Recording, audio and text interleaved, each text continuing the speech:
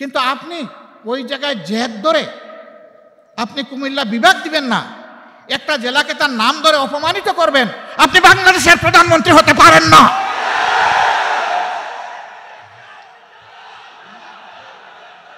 বাংলাদেশের যিনি প্রধানমন্ত্রী হবেন তাকে বাংলাদেশের প্রতি ইঞ্চি জমিকে সম্মান করতে হবে।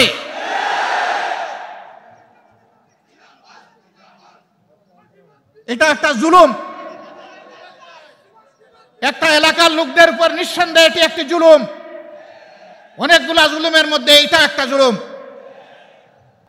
প্রিয় সংগ্রামী কুমিল্লাবাসী, আপনাদের প্রিয় নেতা বলেছেন দুইটা যৌক্তিক কথা। একটা এয়ারপোর্ট, সেই ব্রিটিশ আমল থেকে এখানে তখন বিশ্বযুদ্ধের জন্য ঘাঁটি গাড়া হয়েছে। এইরকম ঘাঁটি যাড়া সবগুলোই কিন্তু এয়ারপোর্ট হয়ে গেছে দুটো ছাড়া, একটা কুমিল্লা আর একটা শমশাননগর। শমশাননগর অতটা জরুরি নয় আর একটা এয়ারপোর্ট করা, কারণ সিলেট একটা এয়ারপোর্ট আছে। কিন্তু কুমিল্লা তো অনেকগুলা জেলার কেন্দ্রস্থল। এটা খুবই যৌক্তিক দাবি। এই দাবি আমরা শতভাগ সমর্থন করি। প্রধান উপদেষ্টার নেতৃত্বে বর্তমান সরকারকে অনুরোধ করব আপনারা মনোযোগ দেন। বিভাগ, আপনারা বিভাগ পাইলেন না, আপনাদের কপালের দোষ। আপনাদের জেলার নাম কুমিল্লা। কুমিল্লা জেলাটা কি আমাজন জঙ্গল থেকে এখানে এসে পড়েছে? এটা কি বাংলাদেশের অংশ নয়? মহান স্বাধীনতা যুদ্ধে 24-এর যুদ্ধে কুমিল্লার কি কোনো ভূমিকা নেই? যদি কুমিল্লার ভূমিকা কুমিল্লা নামেই রাখার সুযোগ থাকে, আজকে কুমিল্লার নামে বিভাগ দিতে অসুবিধা কোথায়? কেন সেটা আটকে রেখেছিলেন? শেখ মুজিবুর রহমান সাহেব দুনিয়া থেকে বিদায় নিয়েছেন, তার সুকীর্তি অথবা তার অন্য কিছু, সেটার মূল্যায়ন জনগণ করেছে, করবে, করতে থাকুক। কিন্তু আপনি ওই জায়গায় জেদ ধরে আপনি কুমিল্লা বিভাগ দিবেন না, একটা জেলাকে তার নাম ধরে অপমানিত করবেন। আপনি বাংলাদেশের প্রধানমন্ত্রী হতে পারেন না।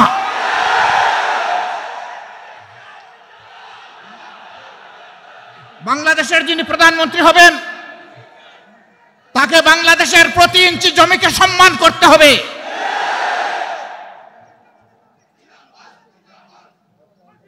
এটা একটা জুলুম, একটা এলাকার লোকদের উপর নিঃসন্দেহে এটি একটি জুলুম। অনেকগুলা জুলুমের মধ্যে এটা একটা জুলুম। আমরা বর্তমান সরকারকে অনুরোধ করব, তার তো সব কিছুই রেডি আছে, আপনারা মেহেরবানি করে তাদের এই হক পাওনাটা কুমিল্লাবাসীকে দিয়ে দেন।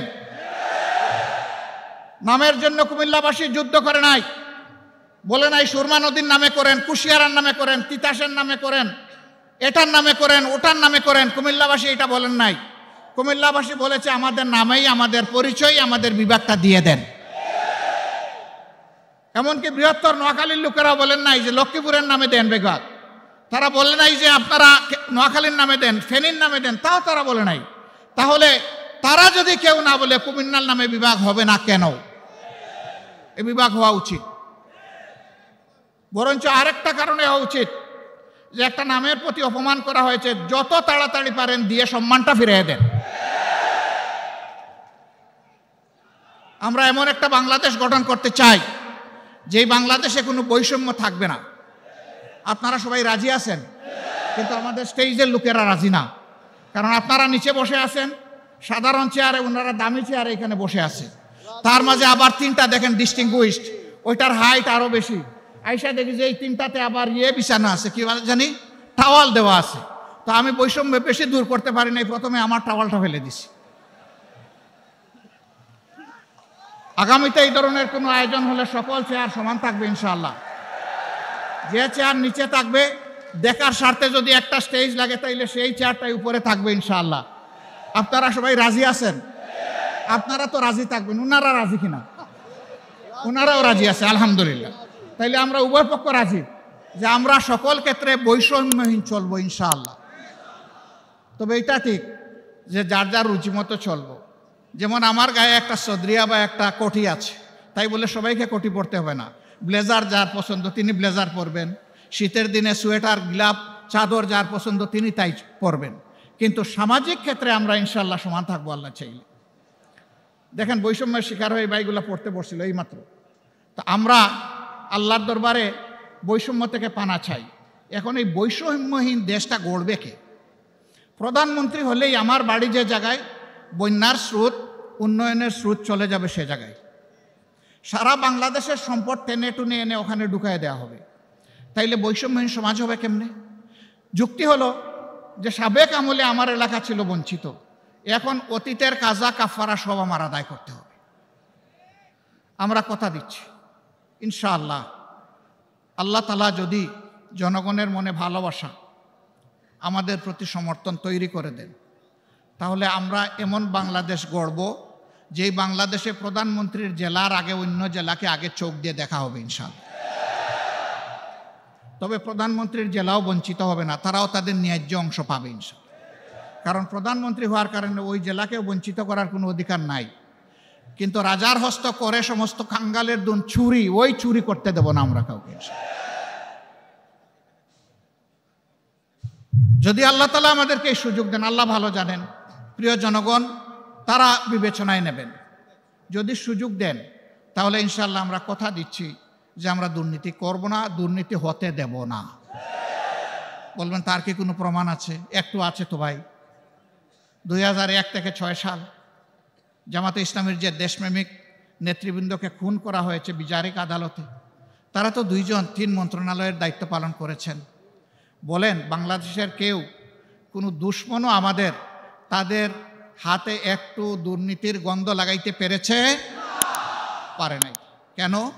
একটাই কারণ, তারা আল্লাহকে ভয় করে। আমরাও আশা করব যাদের হাতে আগামীতে দায়িত্ব আসে তারা যেন আল্লাহকে ভয় করে চলে।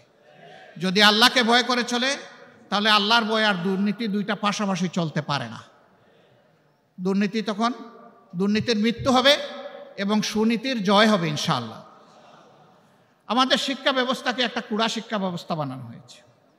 মাস্টার্স, তারপরে গ্র্যাজুয়েশন, ওইদিকে কামিল, আলেম, ফাজেল, এই সমস্ত ডিগ্রি নিয়ে লোকেরা দুয়ারে দুয়ারে ঘুরে একটা ন্যায্য চাকরি পাওয়ার আশায়। 2টা কারণে পায় না। একটা কারণ হলো মামু এবং খালার ঠেলায় আর বাসে না। আরেকটা কারণ হলো সে যে সার্টিফিকেটটা নিয়ে এসেছে এইটা তার সার্টিফিকেটের সাথে তার কোয়ালিটি প্রমাণ হয় না। কেন হয় না? 2টি কারণে হয় না। প্রথম শিক্ষা ব্যবস্থা হচ্ছে নৈতিকতাবিহীন শিক্ষা ব্যবস্থা, বুকবাদী শিক্ষা ব্যবস্থা। এই বুকবাদী শিক্ষা ব্যবস্থা তাকে শিখিয়েছে বড় পণ্ডিত হয়ে সূক্ষ্মভাবে কিভাবে রাষ্ট্রের ধন চুরি করতে হবে। 2 নম্বর কারণ হলো চুরিটাও তো ভালো করে শিখবে, বুতা কাশি নিয়ে বের হয়ে গেছে, মানে ওখান থেকে জাগতিক শিক্ষাটাও ভালো নিতে পারেনি। এই 2 জায়গাকেই প্রপারলি ডেলে সাজানো হবে যাতে বাংলাদেশের শিক্ষা দুনিয়ার জন্য অনুসরণীয় হয়। এখন আমাদের দেশ থেকে দুনিয়ার বিভিন্ন দেশে লোক যাওয়ার জন্য পাগল হয়ে যায় শিক্ষার জন্য, উচ্চতর শিক্ষার জন্য, কিন্তু আমাদের দেশে লোক আসতে চায় না। কেন চায় না? এই দুর্বল শিক্ষা কেউ নিতে চায় না, এই জন্যই আসতে চায় না। এমন একটা শিক্ষার মডেল তৈরি করতে হবে যে দুনিয়ার মানুষেরাও যেন এখানে শিক্ষা নিতে আসে। এটা ছিল তো, এক আমলে তো ছিল, দুনিয়ার মানুষ তো এখানে আসতো, জাপাইয়া পড়তো, এমনি এমনি তো আসে নাই। এই দেশের এই অঞ্চলের কোয়ালিটি ছিল, এই জন্যই তো এসেছে। আমার সম্মানিত ভাইয়েরা, আমরা এমন বাংলাদেশ গড়ব যে বাংলাদেশে মসজিদ পাহারার দরকার হবে না, মন্দির, মঠ, চার্চ, প্যাগোডা কোনোটাই পাহারার দরকার পড়বে না। সকল ধর্মের মানুষ তার ধর্ম, তার কর্ম সে তার মতো করে চলবে, সেখানে কেউ হস্তক্ষেপ করার দুঃসাহস দেখাবে না। তবে এটা ঠিক, ধর্মের নামে কেউ অন্যের ধর্মের ব্যাপারে হিংসা এবং বাড়াবাড়িও করবে না। মাঝে মাঝে উস্কাইয়া দেওয়া হয় মানুষের অনুভূতিকে। এরা দুষ্ট, যারা এটা উস্কাইয়া দেয় এরা সুস্থ মস্তিষ্কের মানুষ না, এদের ভিন্ন এজেন্ডা আছে, এগুলো আমরা করতে দেব না। প্রিয় ভাইরা, এখানে আপনারা অনেকে ফ্ল্যাগ নাড়বেন, নেড়েছেন, হয়তো বা আবার নাড়বেন। 2টো ফ্ল্যাগ ছাড়া কোনো ফ্ল্যাগ এখানে উঠবে না। একটি বাংলাদেশের ফ্ল্যাগ আর একটা বাংলাদেশ জামাতে ইসলামীর লোগো সম্বলিত ফ্ল্যাগ। এর বাইরে মেহরবানি করে কোনো ফ্ল্যাগ এখানে উড়াবেন না। কারো হাতে থাকলে এটা নিচে রেখে দেবে। আমার সম্মানিত সহকর্মীবৃন্দ, এই যে বৈষম্যহীন দুর্নীতিমুক্ত একটা বাংলাদেশ গড়ার আমরা স্বপ্ন দেখি, যুব সমৃদ্ধ একটা সমাজ গড়ার স্বপ্ন দেখি, এই সমাজটা গড়বে কে? এই সমাজটা আপনাদেরকেই গড়ার দায়িত্ব নিতে হবে। আপনারা বলেছেন যারা যে এক আল্লাহ, আমরা এক আল্লাহর উপর ভরসা করে সামনে এগোতে চাই। রাসূল করিম সাল্লাল্লাহু আলাইহি সাল্লামের দেখানো দুনিয়ার সবচেয়ে শ্রেষ্ঠ আদর্শ অনুসরণ করতে চাই। আমাদের নিজের জীবনে আগে এটা প্রতিষ্ঠিত করতে হবে। প্রতিষ্ঠা করার পথে অনেক সমালোচনা শুনবেন, অনেক বাধা আসবে। জামাতে ইসলামীকে বলা হবে এটা প্রতিক্রিয়াশীল শক্তি। জামাতে ইসলামী প্রতিক্রিয়াশীল হলে 15.5 বছর জামাতে ইসলামীর উপর যে অত্যাচার, যে নির্মম নির্যাতন, যে জুলুম হয়েছে, দল হিসাবে চিন্তা করুন তো এই ক্ষতিটা আর কার হয়েছে? 1-2 করে শীর্ষস্থানীয় 11 জন নেতাকে হত্যা করা হয়েছে। তাদের রক্তে ভেজা আজকের এই বাংলাদেশ। তাদের সহকর্মীদেরকে হত্যা করা হয়েছে, তাদের রক্ত ভেজা এই বাংলাদেশ। আমাদের প্রত্যেকটা অফিসকে সিলগালা তালাবদ্ধ করে রাখা হয়েছে। একটা মুহূর্তের জন্য আমাদেরকে ঢুকতে দেওয়া হয়নি, এটা অন্য কারোর জন্য হয়নি। আমাদের নিবন্ধন সংগঠনের কেড়ে নেওয়া হয়েছে, এটা কারো হয়নি। শেষ মুহূর্তে দিশাহারা হয়ে আমাদেরকে নিষিদ্ধ ঘোষণা করা হয়েছে, এইটাও কারো হয়নি। হ্যাঁ, হয়েছে অন্য সকল দলের, সরকারের প্রতিপক্ষ আলিম উলামা সহ বিভিন্ন দল সহ মানুষ খুন করা হয়েছে, গুম করা হয়েছে, তা আমাদেরও করা হয়েছে। কিন্তু এই 4 জিনিস আর কারো করা হয়। কেন এত জ্বালা আমাদের উপর? ওই যে প্রথমেই বলেছি, বাংলাদেশ জামাতে ইসলামী পরীক্ষিত দেশপ্রেমিক শক্তি। বাংলাদেশের স্বাধীনতা সার্বভৌমত্বের ব্যাপারে কারো সাথে আপোষ করেনি, কারো সাথে আপোষ করছে না, এবং ইনশাআল্লাহ কারো সাথে আপোষ করবে না। এই কারণেই জামাতে ইসলামের উপরে এই আক্রোশ ছিল। সম্মানিত ভাই ও বোনেরা, বলা হয় এরা যদি ক্ষমতায় যায় তাহলে মহিলাদেরকে ঘরের বাইরে আসতে দেবে না। একজন সাংবাদিক মহিলা আমাকে প্রশ্ন করেছেন, আপনারা ক্ষমতায় গেলে দেশটা কি আফগানিস্তান হবে না পাকিস্তান হবে? আমি বললাম ইনশাআল্লাহ বাংলাদেশ হবে, ভালো বাংলাদেশ হবে ইনশাআল্লাহ। এটা আফগানিস্তানও হবে না, পাকিস্তানও হবে না। আপনি এর দ্বারা কি বলছেন? তিনি বললেন, আপনারা ক্ষমতায় গেলে মহিলাদেরকে পেশাগত দায়িত্ব পালনে দেখতে চাইবেন না, সবাইকে আপনারা বুরকা পরার কথা বলবেন। আমি বললাম, মহিলারা তাদের যোগ্যতার প্রমাণ দিবেন, পেশাগত দক্ষতার প্রমাণ দিবেন। 2টা ভালো জিনিস সাথে পাবেন, একটা হচ্ছে মর্যাদা, আর একটা হচ্ছে নিরাপত্তা। এখন সমাজে সেই মর্যাদাও দেওয়া হয় না, নিরাপত্তা তো নাই। তখন সব জিনিসের সাথে এই 2টাও নিশ্চিত করা হবে। কেন তারা পারবেন না? রাসূল করিম সাল্লাল্লাহু আলাইহি ওয়াসাল্লাম যুদ্ধের ময়দানে মহিলাদেরকে সুযোগ দিয়েছেন যুদ্ধ করার। আমরা কে মহিলাদেরকে ঘরের মধ্যে তালাবদ্ধ করে রাখার? আর মহিলারা ঘর থেকে বের হবে না? তার সামাজিক দায়িত্ব নাই, তার পেশাগত দায়িত্ব নাই? উম্মাহাতুল মুসলিমিন, উম্মতের উস্তাদের কাজ করেছেন, তারা কেন শিক্ষকতার কাজ করতে পারবে না? রাষ্ট্রের গুরুত্বপূর্ণ বিষয়ে তাদেরকে পরামর্শে সামিল করেছেন, তারা কেন রাষ্ট্রের সিদ্ধান্তে সামিল থাকবেন না? ইনশাআল্লাহ মর্যাদার সাথে, নিরাপত্তার সাথে তারা সেদিন এই নূতন বাংলাদেশের একজন নাগরিক হয়ে তারা গর্ববোধ করবেন যে আমি এমনই একটা বাংলাদেশের নাগরিক ইনশাআল্লাহ। সম্মানিত কুমিল্লাবাসী,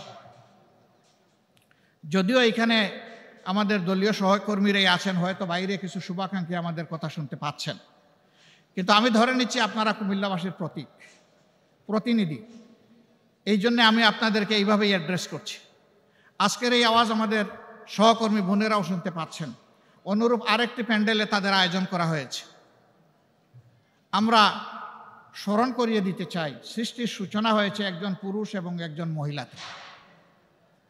এবং আল্লাহর সৃষ্টিতে শুধু মানুষ নয়, প্রত্যেকটি প্রাণীর জুড়া আল্লাহ পয়দা করেছে, প্রত্যেকটি উদ্ভিদেরও জুড়া আল্লাহ পয়দা করেছে। আমি দায়িত্ব নিয়ে সায়েন্সের একজন ছাত্র হিসাবে বলছি, প্রত্যেকটি উদ্ভিদেরও জুড়া আছে। আল্লাহ বেজুড় কোনো কিছুই পয়দা করেন। তা আল্লাহ তাআলা এই জুড়া কেন পয়দা করেছেন? এই জুড়া মিলেই তার সৃষ্টিকে আল্লাহ তাআলা সৌন্দর্য দান করেছেন, পূর্ণতা দান করেছেন।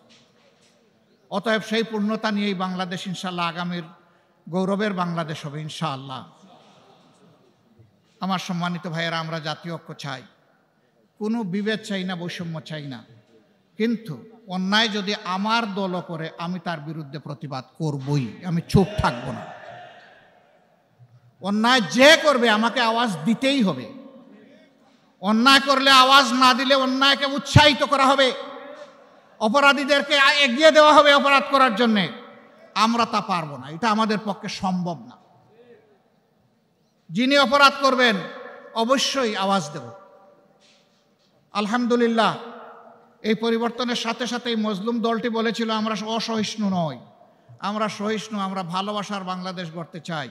আমরা আমাদের সহকর্মীদেরকে, শুভাকাঙ্ক্ষীদেরকে বলেছিলাম আপনারা মেহেরবানি করে শান্ত থাকুন, ধৈর্য ধরুন এবং দেশ গঠনে অংশগ্রহণ করুন।